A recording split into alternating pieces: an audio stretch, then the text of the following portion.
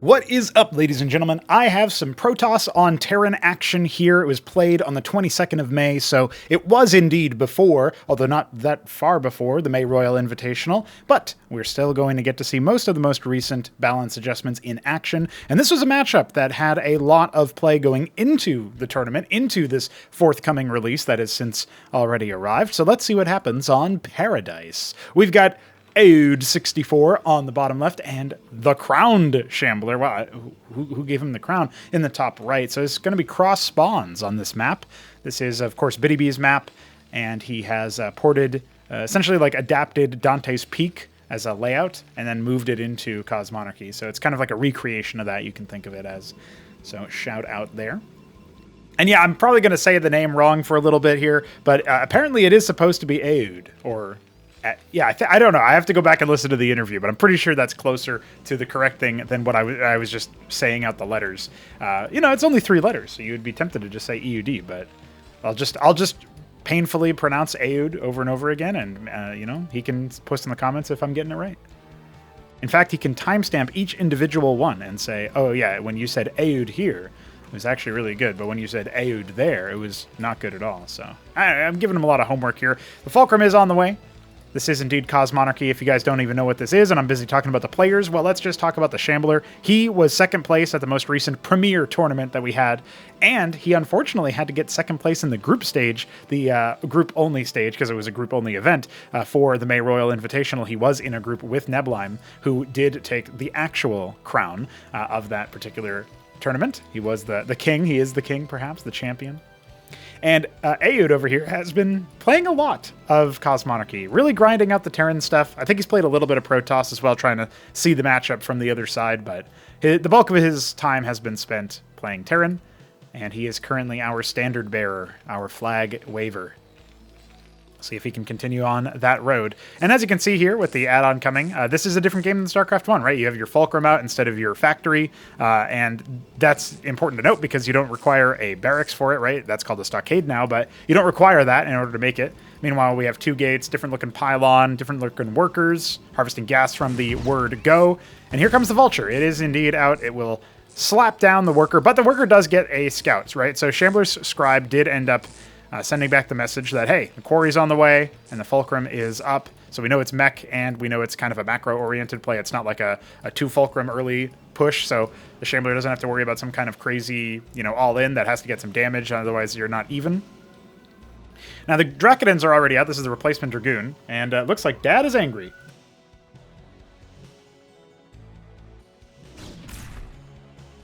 But it's okay, because we can sit here and watch the action unfold.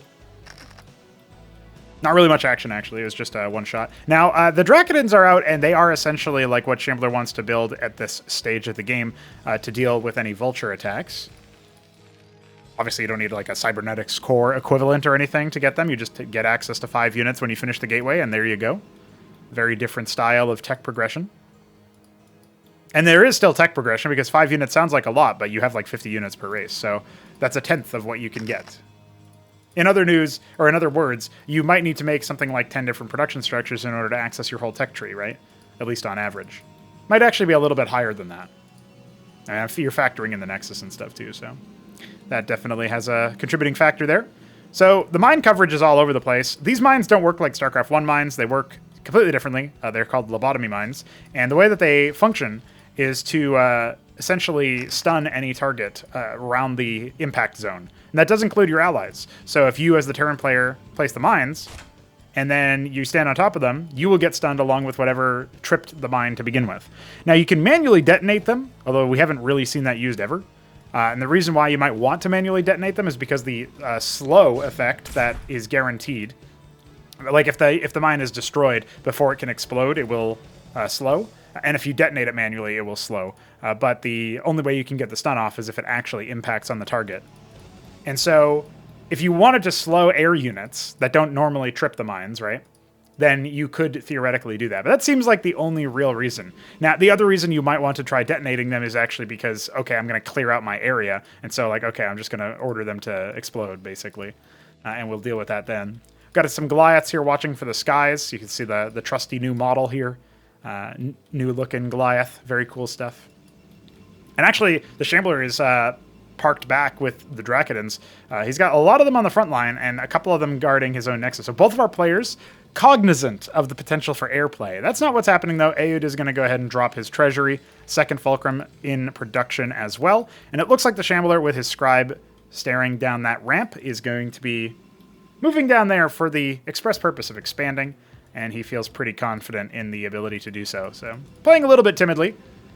I actually don't know what the final version of the meta will end up looking like for PvT. Because we don't really have that many Terran players active right now. Eud is definitely the best one, but I'm not going to say he's the only one. He's just the one that has the most practice. But he might be like one of 3 guys that is actively playing Terran, right? There's Top Robin and there's the Beaver 99. So those are the 2 that come to mind for me. I know that Owner recently joined us and has started to play Terran. I think a couple of other guys are also interested in playing it. But yeah, fairly low action match over here. We even have the Shambler typing. Who could have thought? That's not true, by the way. It's funny that the Matrix and the Warden are coming out here blind. Shambler playing a very defensive game, seemingly not interested in pushing with his military advantage that he has right now. But he also hasn't put down an embassy. So you would get the embassy. It's the Forge graphic. We have no upgrades in Cosmonarchy. They've been integrated into the unit's baseline. So like normally you'd wait for Dragoon range. You don't have to worry about that, right? Singularity charge, as it used to be called. They just have 6 weapon range by default. So that's just like an inherent unit property that you have to play around. And so that's definitely one such case. There's no like leg enhancements for Zealots. They just move at a stock rate that we think is balanced for that. Well, you get to see the stun in action there. A little bit of a demonstration as to lasts for about 3 seconds and the slow lasts for about the same amount of time after. So it can definitely be discombobulating, but this is essentially a Dracodon mono battle here, and he sees that there's some mines, he sees that there's a phalanx up the cliff. He is actually going to go ahead and try to make some action happen by moving forward, but I want to say that was 7 Dracodons getting stunned at once, so yeah, not exactly the ideal play. The other reason you'd go for the embassy is because it gives you access to the witness.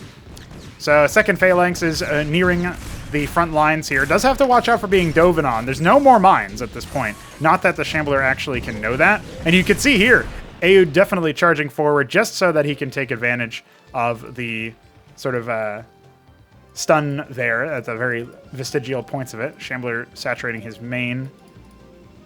Yeah, I feel like he's played this game very slowly. I'm curious about what his reasoning is for that. Just as much as he types in-game, he also types in the comments section. So if you're watching this, you might actually be able to hear or read his reasoning for what he's doing.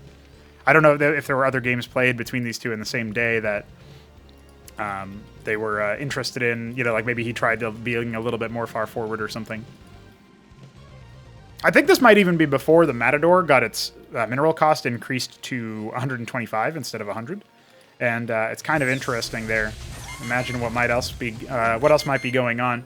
Well, Eud is going to see if he can secure the front and allow himself to lift this treasury off. I didn't even really talk about the treasury. The quarry trains workers, and the treasury does not train workers. Oh, here we go. We have the phalanx drop, just as we're talking about that. It can deal massive damage, and it already has dealt, I think, 9 workers, and of course there's more to come from there. You kind of need to provide a military unit somewhere. You can see here, it's not doing as much damage as it could to get stacked up on there. Like if the workers had been pulled away or something, that definitely could have helped out. The Trojan and the Phalanx both dying is a bit of a cost, but it's definitely more than paid for itself. And right now, we actually have Eud taking his 3rd. The Treasury just left it off, and the Atlas went down. That's tier 2. So Shambler definitely... it felt like he wasn't necessarily prepared for that. I like the static defense, but if the static defense is in the mineral line, it's just going to be a magnet for the Phalanx when it comes out of the Trojan. And of course, there's been a discussion about like, hey, the Phalanx probably shouldn't be able to shoot as soon as it unloads. Because actually, if you guys don't know, there's code in the game that in StarCraft 1 originally that puts a delay on how fast Reavers can attack. And we ended up making a lot of optimizations to how fast units can operate. And let's just say it used to be even more powerful, the Phalanx in particular, the sieged Phalanx, which takes up the whole transport space of the Trojan, in order to be ferried into battle as it currently stands. So it used to be more powerful. There was a nerf that went into that. And yet, even still, I mean, obviously it fires pretty fast, and maybe the issue is actually more just the fact that it can one-shot workers. Maybe that should be the thing that we try to pull away from. Nonetheless, there will be a bit of a half-hearted attack here by the Shambler. He was back at home adding some Stargates to his repertoire in the natural, of all places. And looks like he is going to pay for that with a couple of hemorrhaged gateway units. Tier 2 is complete for our Terran player. He's adding a lot more fulcrums, going up to 6 fulcrum. I'm curious as to what he's going to be doing in the future. He's going to go ahead and try to sneak 9 o'clock. Shambler might have the 6th sense to go for that. He's definitely behind in workers, not just because of the losses that he took, but he was kind of behind anyway. And so that is something that I think we've found a lot in this matchup, is that Terran tends to stretch out ahead quite massively, actually, with the workers. Partially due to the fact that they build quarries everywhere. But you also have to factor in the embassy came super late for the Shambler, and that is a structure that also acts as an additional worker queue. So that's something that we might need to think about, right? Is like, okay, for Protoss, what do they do as far as their build order goes to incorporate the embassy a little bit faster if they're specifically against Terran? Now, that being said, a lot of Eud's workers are kind of sitting here idle, not exactly doing their best to be good workers in that respect. We do have the Mantle coming, as well as the Starport. This was before the Reclamation changes. You see here this base did indeed get stymied before it could be put up. So the Shambler will only be behind by 1 bases, which is still, or 1 base, it's still not exactly the situation you want to be as the Protoss in this situation. You think about the fact that the Protoss has no tech requirements to their structures. Like I said earlier, Ogie, you don't need a cybernetics core for the Drakodin. But you don't even need it for the Stargate. You can just build the Stargate if you wanted to. If you could pull it off as a build, you could do that as your first ever structure. Which actually puts team games in an interesting position for Protoss.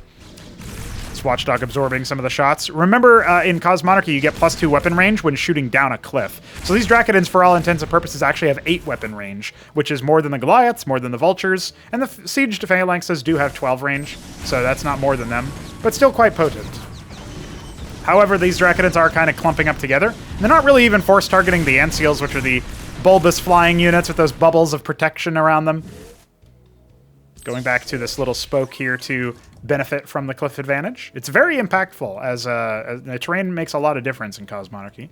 Instead of having like a random chance to miss or whatever, you actually get an advantage for being on the cliff. I mean, you can technically pivot it either way, but I would describe attacking up a cliff in StarCraft 1 as suffering from a penalty more than your opponent is benefiting from a buff, if that makes any sense. Because the buff is impacting the person who's attacking up the ramp, or I guess the change, the mechanic is impacting that, as opposed to impacting the player who's taking advantage of the high ground advantage there.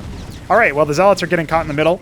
We got more of them trying to come on through. At the same time, this force is going to end up being abandoned. I love the sort of leapfrogged phalanxes over here. You hear the Hierophant laughing, cackling to itself, although it might splatter on the ground pretty soon. It's looking very low. Deploying the Shaman just to get that healing going. Random Battle Mason for good measure. Probably was here to construct forward watchdogs or whatever. So that Gateway Army does indeed get cleaned up pretty quick, actually. Shambler has started to catch up in workers. He's only down by 15, which obviously sounds like a lot of workers to be down by. But considering he's even on bases, this is actually in a fine position for him. Another treasury has been started over at 9 o'clock, and it doesn't really look like Shambler will be able to move out from this position. But he does have 4 Exemplar. That's what he's been making out of his Stargates this whole time, and you can see him immediately start adding a lot of structures there. 2 HP on that Goliath, definitely very close to falling. There is only, I think, 1 Shaman with this army, maybe not. Maybe it was sniped earlier. So that Shaman obviously heals area in a small area around it. You can deploy it to extend the healing range. And this Zealot nicely placed to stop a 6 o'clock from going down in favor of Eud, who's moving pretty far forward with a fairly scary army. What you have to worry about is the big walkers, the cataphracts. They will hold out and eventually destroy things like the Exemplar, which are currently... No, those are not the Exemplar. They are back here. Okay, we've got 6 of them over here. Rogue galleries for tanking. Wardens obviously forcing the Goliaths to incur some penalty for charging forward to try to snipe the Exemplar, which so far haven't actually had any casualties, I don't believe. Yep, there's still 6 of them. Now here comes Eud with the target fire. Some Zealots coming out, but only 4 in production right now and not very many back at home. This run-by is good at shutting down that 9 o'clock base. So if the Shambler can somehow keep his Nexus alive, he can still definitely be in this. You can see the worker count difference is not nearly as significant anymore. One of the Exemplars has gone down. He does need to keep fighting back over here, and he's going to start incurring some losses to his worker count if he's not careful. The Exemplar's not really being stopped by the Ant Seals because splash damage goes straight through their bubble. You can kind of think of it as like a mobile Dark Swarm or something like that to a certain extent. And the Goliath count, it has dropped. The Cataphracts deal the less damage up front, but they have multi-targets, so they can hit up to 4 targets at once as long as they're within range. So this force is still very deadly, but the worker count is exactly even now. That's how much damage Shambler did on the other side of the map. He's going to start to lose a lot more, but even if all of these ones die, he's still in a playable position. He just needs to see if he can keep that Nexus up, because that'll take a lot longer to build. I don't know if he can, though. It's looking pretty dire. His Exemplars are still taking some sweet time. Zealots coming on in from the left side. I don't know, though. It's really, really close. The Phalanx got focused down. He does end up losing the Nexus. He's trying to set up a 3 o'clock position, but the Phalanxes are sniffing him out. And that means that there will have to almost certainly be a cancel there. There's 2 more Exemplar, but they're idling right now instead of contributing. Well, I guess now they'll take a compulsory Goliath kill there. Let's see. If he can try to, stamp this out before he can, before having to cancel the Nexus. He's already starting to force a retreat. Shambler has a lot of money in the bank right now, but it looks like he will end up canceling that. His Zealots off to the side have continued to stymie expansion attempts. The reinforcements now, including some pretty powerful infantry units. It sounds silly. You compare the size of the Madcap to the Cataphract and the Goliath, but no, they're pretty legit units. The more they stand still, every time they attack without moving, they gain attack speed, and as they move, they start venting those stacks and losing attack speed. So Shambler will go ahead and throw down his mineral bank. I would love to see some Grand Libraries or more gateways or something, because if he had Zealots and Amaranths, something like that, some meaty front line, I feel like he could really do a lot of work. What? Shambler. I don't know if that's where you want your Nexus, man. That must have been a mistake. He must have been attempting to build something else there. Phalanx is still guarding the 3 o'clock position. The Exemplar will clean them up shortly. Zealots are going to run in here and reveal, yes, there are Ramses with their pretty good armor penetration and pretty good general stats. And yeah, it looks like that's going to be it. Shambler is calling it quits right then and there. Wow, okay. All right, Shambler.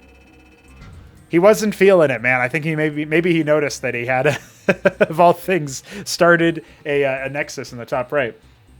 Well, normally I would actually go straight into casting game number 2, but I actually do not have that much time today to do a video. So we're going to let this one be its own, and we'll have part 2 tomorrow. And this will also serve as a nice little opportunity for those among us who seem to enjoy the shorter videos to make their voices heard. I'll be running a poll at some point this week to see if people prefer videos that are under 30 minutes, and then if they're like between, 30 and 40 minutes, and then if above 40 minutes is even acceptable to people, that sort of thing. So let me know what you think now, and then of course stay tuned for that poll, and we'll see what people say. But yeah, that's going to be it. Eud definitely on the board, looking strong. We've got a second game to cast, so join us tomorrow for that, and GG.